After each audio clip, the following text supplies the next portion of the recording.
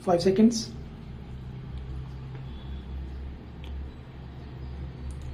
Sir, the Essential Commodities Act was passed 5 years ago, and when the minister yesterday came with an amending bill, we expected that he would give us a brief report on the working of this measure for the last few years.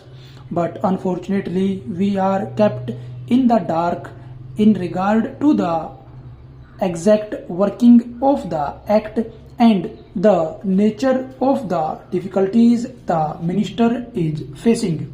Sir, as far as I know, many of the provisions of this enactment have been observed more in violation by his agents at the state level. The food minister may be very earnest, may be very able, and may be very anxious to see that the various provisions of the act are implemented in the most effective manner at the state level, but unfortunately these agents at the state level are not equally enthusiastic or equally anxious to observe the provisions of this enactment. The most important objectives of this enactment are to control the supply and distribution of commodities and to maintain a stable price level. In regard to both these aspects, I am afraid that the government has failed to realize the objectives in view. Some time passed when there was scarcity of food grains. Attempts were made to make procurement from certain wholesale merchants and from rice mills. In my own state, I know of many instances of such procurement where, after making known that certain things had to be done and certain steps had to be taken by the merchant community, nothing was done later on by the government when they found that these very orders of the government were violated.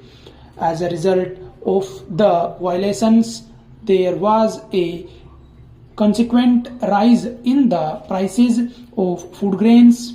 In respect of other commodities like iron and steel, paper, etc., we see a lot of speculative activities, but the provisions of the Act have not been brought to bear on them. Perhaps no case of prosecution was launched against those people who contravened the various provisions of the Act. We are interested to know in how many cases the government have taken steps to prosecute individuals who have violated the various sections of the Act. The minister said that the powers under the Act were not adequate. We sympathize with the food minister, but I want to know what action has been taken in this regard by the various state governments. In regard to the amending provision, I want to know from the minister what would be his difficulty even if minor offences are taken to courts of law. For instance, the Motor Vehicles Act deals with various offences, both major and minor, and various minor offences under the Act are taken to courts and people are prosecuted. What is the difficulty in taking these cases of a small nature to courts of law? There the people will have some safety that they will get a hearing, and if the offences are really offences, then they would be prosecuted. Otherwise, they will be acquitted. Here, the minister says that there should be a security deposit. If there is a violation of a particular provision of the enactment, then the executive authority will have the power either to confiscate a part of the amount or the whole of the amount. We are clothing the executive authority with more powers.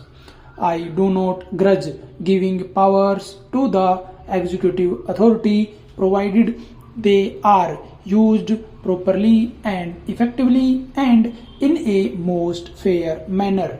But unfortunately, there have been discriminations apart from the ineffectiveness of the various provisions.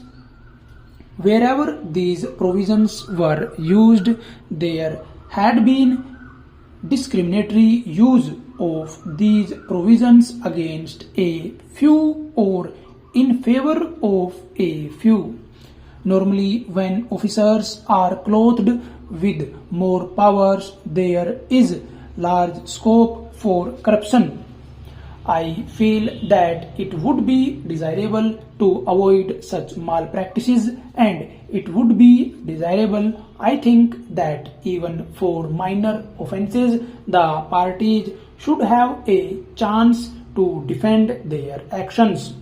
I do not think that this problem of dealing with minor offences will become complex or complicated in any way if we take them to courts of law.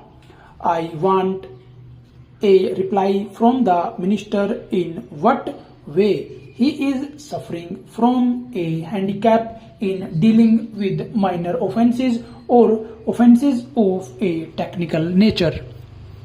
The honorable member made the point that even if this thing was acceptable to the House, he did not know what amount would be demanded as security.